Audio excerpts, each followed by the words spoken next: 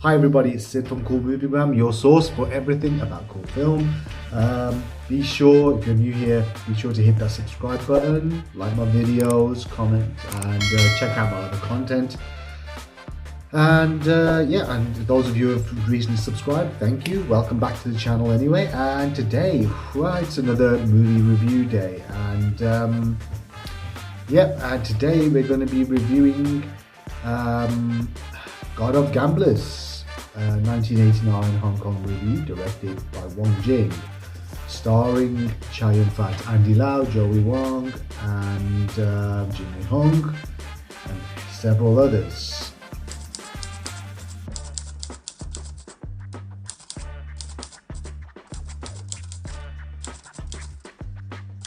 The film itself stars Chow Yun-fat as Chun, aka the legendary God of Gamblers, who has somewhat of a supernatural ability and is undefeated in any type of gambling game, and he's pretty proficient at it as well.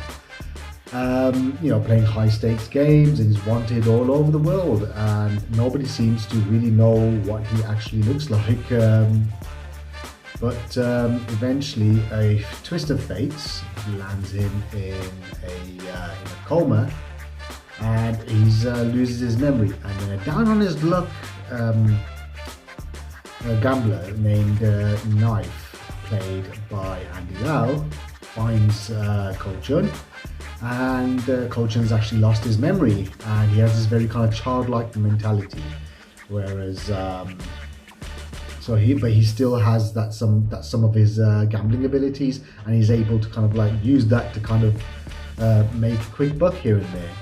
And in this time, there are also some powers and people within the gambling world that want to eradicate culture. Will he get his memory back, and will he find the traitors in his midst?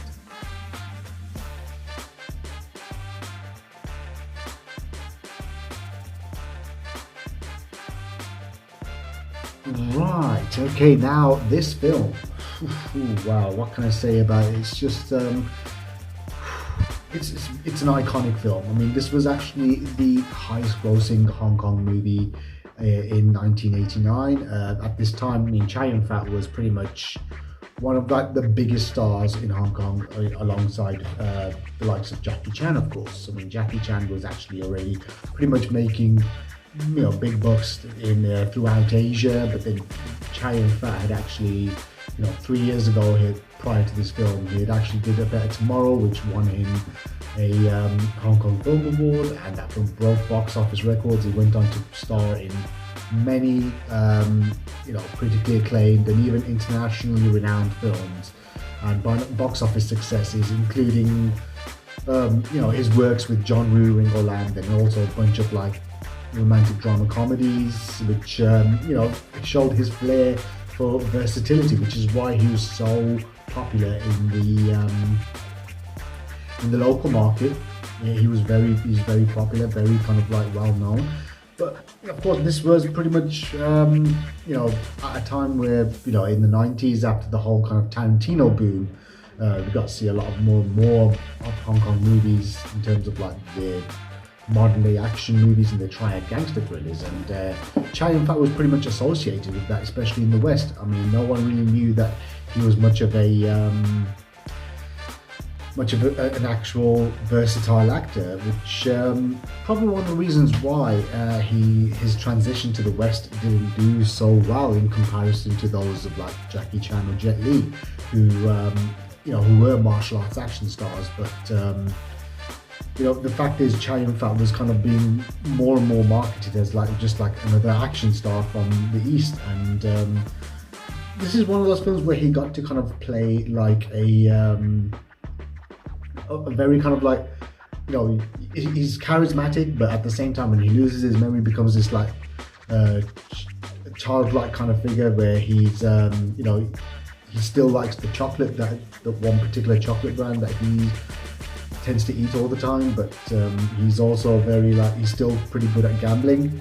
And the fact is that he kind of shows this very kind of there are some moments in the film where he shows this kind of madcap, zany kind of like comedic kind of timing that he has. And even for a young Andy Lau, who pretty much, this was his, well, a second time for him to kind of like collaborate after Rich and Famous and Tragic Hero.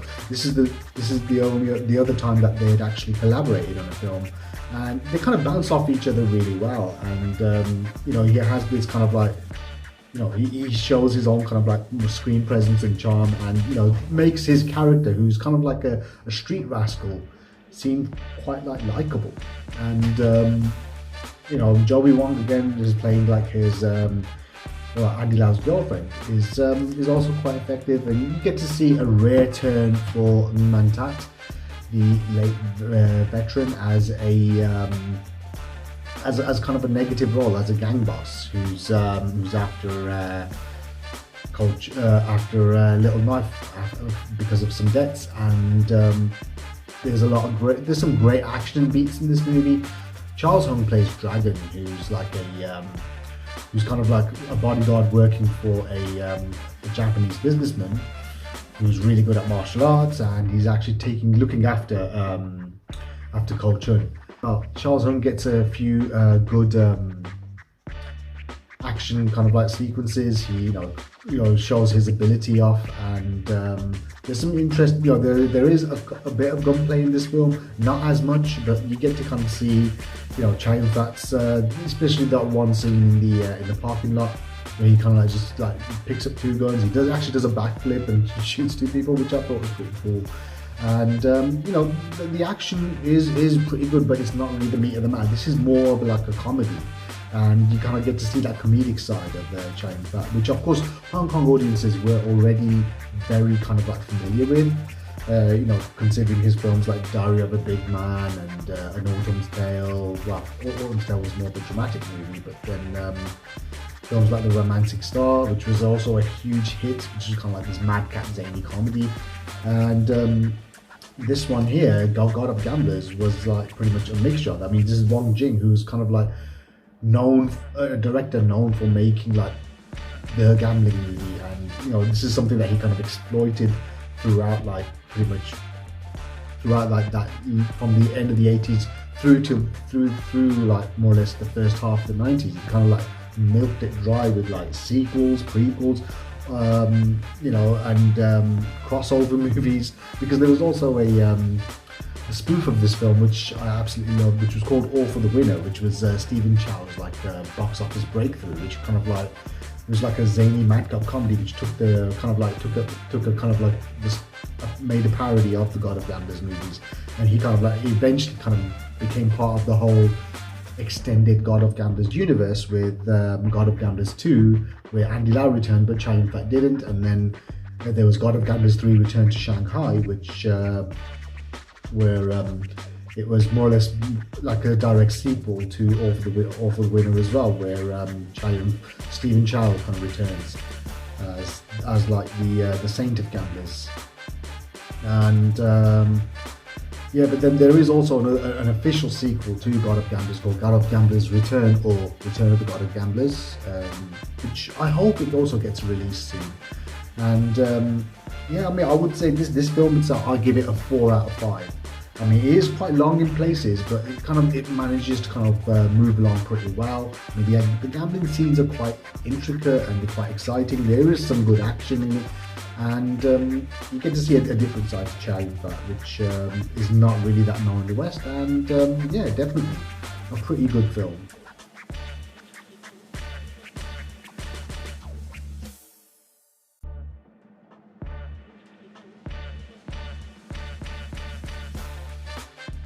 Now, in terms of the Blu-ray, this is from 88 Films. Of course, this is the now out of print slipcase edition that I had actually bought a while back. A limited edition slipcase edition with a double-sided fold-out poster. You've got booklets with notes by Paul Bramall, who goes into extensive details. You've got a double-sided case, as you can see here. The film itself, it comes with for example, the booklet just kind of explains the whole universe, and also at the same time you got in terms of the bonus features, You got the original Cantonese and mono and 5.1 options with English subtitles and the SDH. You got the English mono audio. You got an audio commentary with Hong Kong cinema expert David West, which was quite interesting, and of course, which isn't included on the details on the actual back of the cover. There's also a Frank Jing audio commentary that's involved. There's archival interviews with Chai Yun-fat, Andy Lau, and also Wong Jing as they kind of go through their respective careers and more or less their choices, which is quite interesting. You've got the English titles, you've got the Hong Kong trailer, you've got the international trailer, stills and gallery, you got the reversible cover with new art by Sean Long. But as you can see, the artwork is absolutely like, it's great. But yeah, it's just like, it is pretty much, this is like essentially like one of the most important like Hong Kong movies, and I think it's a great package. And although yeah, overall I would say definitely, I mean, the presentation of the film is really good. You know, it's not really a 2K or a 4K restoration of the film. It's actually an actual HD restoration, which still looks amazing. I've never seen the film look this good. The fact that it's got like really good subtitles that have been translated more accurately makes a big difference from the 2-disc edition DVD that came out back in the early 2000s, which you know, the quality wasn't that great, and also the subtitles were just kind of like lacking. It just wasn't really, you know, it wasn't really a great presentation, and apart from the actual cover itself. But the film, I mean, this time around, just looks so much more better, and definitely I would say yeah, the you know, the packaging, presentation, and the actual quality of the film, and also some of the features, I would say definitely another 5 out of 5 review disc from 88 Films. And yeah, I mean, they are definitely the you know, one of the great boutique labels that are actually bringing out absolutely incredible films and giving them like a breath of new life. And you know, the work that's gone into them just to get the right presentation that the fans, you know, appreciate. And so far, it's just, you know, it's money well spent. Right, now, I mean, that was my review for God of Gamblers, 88 Films. I mean, you can get the standard edition now, which is just pretty much just the normal, you know, just the Bluray. I think it's got the reversible sleeve as normal, but apart from that, it's you know, but it's still, I would say, worth watching, a movie worthwhile. And you know, it's you know, it's just great to see. I hope that God of Gamblers return, and even the sequels with Stephen Chow actually get a boutique release as well. Would be absolutely delighted. Now, I know there's I think one of the French labels has actually released the film on a like as a box set. We've got all the actual the God of Gamblers movies, the whole franchise, as if you may, is actually in the